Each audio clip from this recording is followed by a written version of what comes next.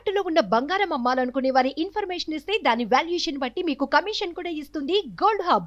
Hi hello నమస్తే, welcome to మనం TV. నేను మీ ప్రియాంక రావురెడ్డి. ఈ రోజు మనతో పాటు ఉన్నారు ఇంద్రకంటి మధు శర్మ గారు. మరి వారితో మాట్లాడేద్దాం. నమస్తే సార్. నమస్తే అమ్మా.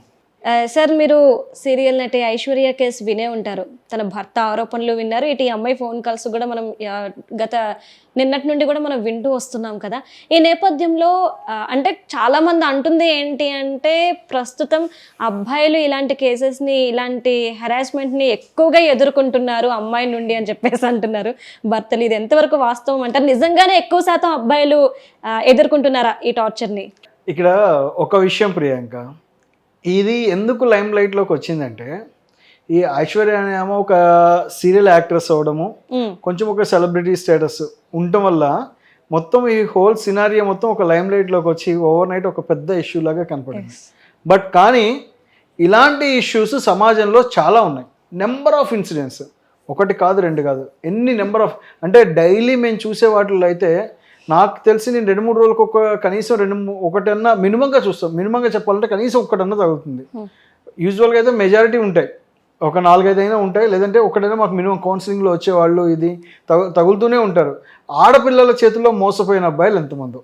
ఇవాళ సినారియో మారింది, సీరియస్లీ చెప్తున్నాను. ఇదివరకు మీరన్నట్టు అబ్బాయిల చేతుల్లో మోసపోయిన అమ్మాయిలు ఉన్నారు, అది నేను ఒప్పుకుంటాను. బట్ ఇవాళ ట్రెండ్ చేంజ్ అయింది. ఎక్కువ శాతం ఆడపిల్లల చేతుల్లోనే అబ్బాయిలు మోసపోతున్నారు ఇవాళ. నేను రీజన్ చెప్తున్నాను. ఇప్పుడు అంటే ఈ టీవీ యాక్టర్స్ ఏదో డబ్బులు తీసుకున్నారు, భర్త నుంచి ఆమె ఎదగడానికి ఆ డబ్బులు ఉపయోగపడ్డాయి, ఎదిగిన తర్వాత ఆయన వదిలేశారు అనేది ఒక అభియోగం, అంతే కదా ఇప్పుడు నడిచేది. ఇప్పుడు ట్రెండ్ ఆవిడ చెప్పేది ఇప్పుడు మనకి నిన్నటి నుంచి అర్థమవుతుంది ఏంటంటే అదే జరుగుతుంది. పాపం ఈయన పిచ్చి భర్త, ఆయన ఒక పిచ్చి భర్త, పాపం ఆవిడ కోసం కష్టపడ్డాడు, కుటుంబాన్ని నిలబెట్టాలనుకున్నాడు అని చెప్పి అనుకుంటాం.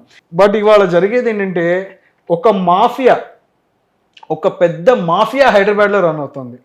ఎలాంటి మాఫియా అంటే, మెజారిటీ ఆఫ్ ది పిల్లలు అంటే ఈ యంగ్ కాలేజీ అయిపోయి కానీ లేదా పోస్ట్ గ్రాడ్యుయేషన్ చేస్తూ కానీ బిలో 28 లోపు అనుకోండి, బిలో 28 లోపు ఉన్న వాళ్ళు ఆడవాళ్ళు, వీళ్ళు ఎక్కువ బ్యూటీ కేర్ ఎక్కువ పెట్టేసి majority of these people are living at the co living hostels.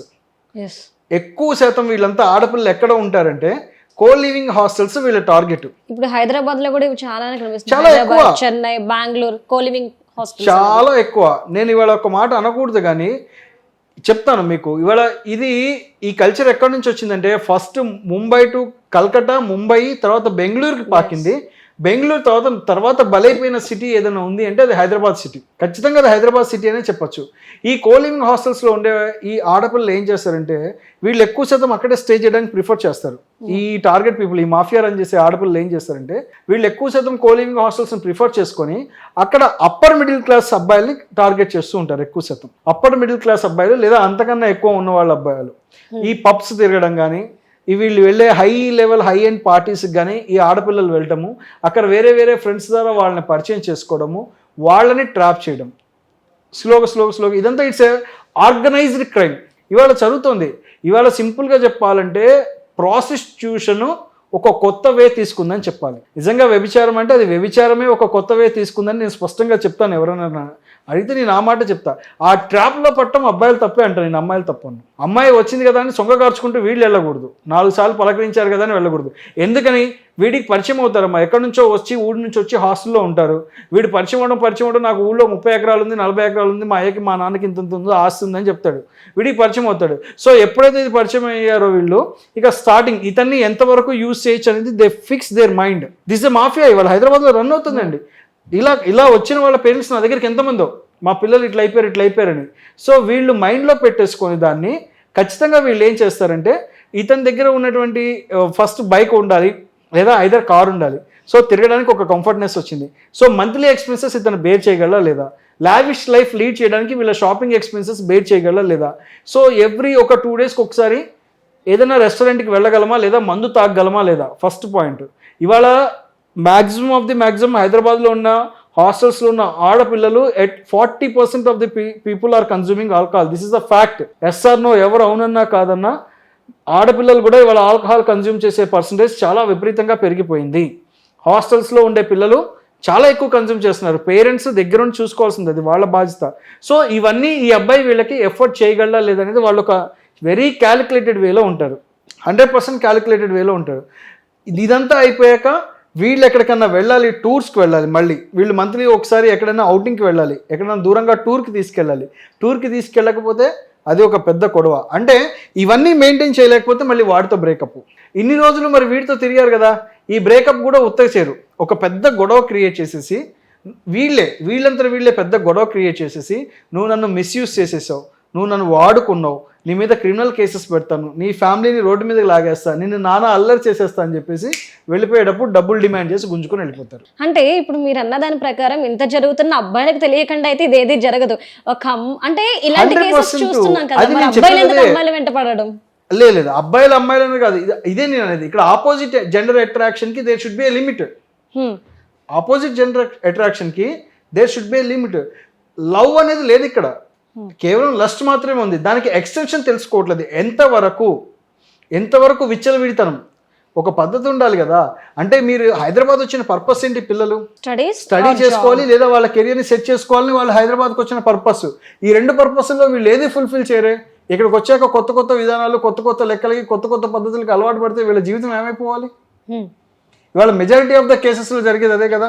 నేను ఏముండదు, ఒక 2 months లవ్ అండి, just 2 months love, 3 months love, ఇమీడియట్గా మ్యారేజ్కి వెళ్ళిపోతారు. ఇవన్నీ కేసెస్ ఇది ఫ్రీక్వెంట్గా చూస్తాం. మొన్న కూడా నాకు ఒక కేసులో జరిగింది చెప్తాను. జస్ట్ వాళ్ళు ఒక 2 months 3 months లవ్ చేసుకున్నారట, పరిచయం అయ్యి, ఇద్దరు బయట ఊళ్ళ నుంచి వచ్చారు. ఆ అబ్బాయి ఒక బ్యాంక్లో మేనేజర్ లెవెల్లోకి వచ్చాడు, మంచిగా చేసుకుంటున్నాడు. ఈ అమ్మాయి ఇక్కడ ఏదో చదువుకుంటుంది. వాళ్ళు ఒకే హాస్టల్లోనే పరిచయం అయ్యారు, కోలింగ్ హాస్టల్లోనే పరిచయం అయ్యారు. ఈ అమ్మాయి బ్యాక్గ్రౌండ్ తెలియదు అబ్బాయికి పూర్తిగా, ఆ అబ్బాయి బ్యాక్గ్రౌండ్ ఈ అమ్మాయికి తెలియదు. సో 2 months లవ్లో వీళ్ళిద్దరూ పెళ్లి చేసుకునేంత దూరం వెళ్ళిపోయారు. పెళ్లి చేసుకున్న తర్వాత ఈ అమ్మాయి ఆ గ్రాడ్యుయేషన్కి అయిపోయిన కోర్స్ అయిపోయిన తర్వాత ఈ అమ్మాయి ఆ పీజీకి కెనడా వెళ్ళడానికి ఎంఎస్కి కావాల్సిన నెసెసరీ కోర్సెస్ ప్రిపేర్ అయింది. సో తన అవేవో క్వాలిఫై అయింది ఎగ్జామ్స్. తన ఎంఎస్ వెళ్ళడానికి ఈ అబ్బాయి చాలా సపోర్ట్ చేశాడు. ఆల్మోస్ట్ ఈ ఎఫర్టెడ్ ఏ లాట్ ఆఫ్ మనీ. ఇతని దగ్గర డబ్బులు తీసుకుంది, అంతా అయిపోయింది. ఈ అమ్మాయి కెనడా వెళ్ళేంత వరకు ఈ అబ్బాయి బాగా ఫుల్ ఫ్లెజ్డ్గా సపోర్ట్ చేశాడు. ఇక్కడ విషయం కూడా చెప్తాను, ఈ అబ్బాయి ఇతని దగ్గర డబ్బులు తీసుకుంది, అమ్మాయి వాళ్ళ పేరెంట్స్ దగ్గర కూడా డబ్బులు తీసుకుంది. వాళ్ళ తల్లిదండ్రుల దగ్గర తీసుకుంది, హస్బెండ్ దగ్గర తీసుకుంది, రెండు వైపులా తీసుకుని ఈ అమ్మాయి కెనడా వెళ్ళిపోయింది. 3rd day నుంచి ఈ అబ్బాయి ఫోన్ లిఫ్ట్ చేయడం మానేసింది, ఆన్సర్ చేయట్లా కాల్. ఎన్ని కేసులు అలా కోకోలలో. ఇంకో కేసులో అయితే కంప్లీట్లీ ట్రాప్ అనమాట. ఒక అమ్మాయి అయితే ఇన్స్టాగ్రామ్లో షీ హ్యాస్ గుడ్ ఫాలోవర్స్ అండి, almost more than 1 lakh, more than that ఎంతో అంటారు, 2-3 lakhs ఆ రేంజ్లో ఫాలోవర్స్ ఉన్నారు ఆ అమ్మాయికి. సో ఆ అమ్మాయి ఎక్స్క్లూజివ్ పని ఏంటంటే ఆ ఇన్స్టాలో రీల్స్ చేసి అలా ఎవరైతే మాట్లాడతారో వాళ్ళకి ఎవరైతే స్పెసిఫిక్గా కామెంట్ పెట్టి లైక్ చేయడం మొదలు పెడతారో వాళ్ళని అమ్మాయి ట్రాప్ చేస్తుంది. మేము అది తెలుసుకొని చాలా షాక్ అయ్యాం. ఆ అమ్మాయి దగ్గర ఆల్మోస్ట్ ఒక ఫ్రెండ్స్ ఒక 4-5 ఒక టీంలా పనిచేస్తారు. ఆ రీల్స్ చేయడమే కాదు, వాళ్ళ దగ్గర ఒక 4-5 టీంలా పనిచేస్తారు. అందరూ ఏమనుకుంటారంటే డైరెక్ట్ చాట్ ఈఎంఐ చేస్తుంది వాళ్ళతో అనుకుంటారు, కానీ కాదు. ఈ టీం వర్క్ చేస్తూ వీళ్ళని ట్రాప్ చేసి వీళ్ళ దగ్గర నుంచి డబ్బులు గుంజడం లేదా వాళ్ళ ఆడపిల్లలు అలవాటు అవడము అలా చేయడము. ఆ తర్వాత వీళ్ళు ఏం చేస్తారు, ఈ పిల్లలు లవ్ అనుకొని చెప్పి తర్వాత వీళ్ళని ఇంట్లో వాళ్ళకి పరిచయం చేస్తారు. అంతటితో ఆగదు కదా, ఇంట్లో వాళ్ళకి పరిచయం చేయడంతో ఆగదు. నేను పెళ్లి చేసుకోవాలనుకుంటున్నానని 100 స్టోరీలు చెప్తారు. సో స్లోగా ఇంట్లో వాళ్ళకి అలవాటు అయిపోయాక ఇంట్లో వాళ్ళ మీద ఎలిగేషన్స్ వేసి పెళ్లి కాకముందే గొడవలు సృష్టించేసి మీ అబ్బాయి నన్ను ఇంత చికాకు చేశాడు, సొసైటీలో నాకు పేరు లేకుండా చేశాడు, విలువ లేకుండా చేశాడు, నన్ను ఆగం పట్టించేశాడు అని చెప్పి వాళ్ళు డబ్బులు డిమాండ్ చేస్తారు. యూ డోంట్ బిలీవ్ దట్ ఒక కేసులో 3 కోట్లు డిమాండ్ చేసింది ఒక అమ్మాయి. అలా చేసి మాకు ఎందుకు అనుమానం వచ్చి ఎవరు ఈ అమ్మాయి అసలు ఏంటి ట్రాక్ అని చెప్పి we have engaged A private detective. ఆ మ్యాటర్లో ప్రైవేట్ డిటెక్టివ్ని ఒకళ్ళని ఎంగేజ్ చేసి ఏంటి అనేది ఆరా తీస్తే అప్పుడు బయటపడిన నిజాలు ఏంటంటే అలా అప్పటికే అమ్మాయి 6గురిని మోసం చేసింది. అలా మోసం చేసి తనకి ఇప్పుడు ఆల్మోస్ట్ ఒక 8 కోట్ల పైన దాటేస్తుంది. తను అంత దాచేసింది డబ్బుని, ఫ్లాట్లు కొనుక్కొని అలా ఉండి అంటే తన టార్గెట్ ఏంటంటే మాకు తెలిసింది ఏంటంటే సో ఆఫ్టర్ 32-35 తర్వాత ఇంకా ఏమి ఎర్న్ చేయకూడదు, ప్రశాంతంగా అలా కూర్చొని హాయిగా ఇంకో కొత్త వే చూసుకోవాలి ఎర్నింగ్కి. అవసరమైతే అప్పుడు ఇంకోటి పెళ్లి చేసుకుంటారు.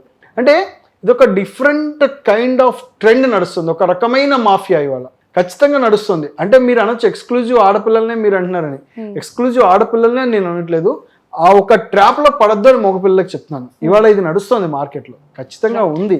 అందులోకి పడ్డ తర్వాత బయటికి రావాలంటే చాలా కష్టపడాలి, లీగల్ సపోర్ట్ చాలా కావాలి, ఫినాన్షియల్ సపోర్ట్స్ కావాలి, పేరెంట్స్ని సొసైటీలో మళ్ళీ అవతల వాడు ఫస్ట్ పిచ్చోడ్ అయిపోతాడు, వాడి జీవితం వాడు నాశనం చేసుకుంటాడు. ఇదన్నీ these are the facts. So అబ్బాయి ట్రాప్ లో పడిన అమ్మాయిలు ఉన్నారు, నేను లేరు నన్ను. కానీ ఇవాళ ఆ ట్రెండ్ తగ్గింది. అది ఇదివరకు మీరు ట్రెండ్ మారింది, ఆబ్వియస్లీ కొత్తగా trend set చేస్తున్నారు జనాలు. వైస్ వర్సా ఉంది ఇప్పుడు, వైస్ వర్సా ఉంది. అంత ఈజీ ఏం కాదు ఇవాళ. రైట్. ఇవాళ మార్కెట్ని అసలు యూ కెనాట్ ఎస్టిమేట్ సొసైటీలో ఏం జరుగుతోంది అనేది మన కళ్ళతో మనం చూసి నమ్మే సిచ్యువేషన్లో లేము. ఎంత దారుణంగా ఉందంటే అంత దారుణంగా ఉంది. ఒక్కసారి అమ్మాయిల చేతి చిక్కుకున్నారో వీళ్ళ జీవితాల్లో అల్లల్లాడిపోయినట్టే. థ్యాంక్ యూ మధు శర్మ గారు. థ్యాంక్ యూ మా.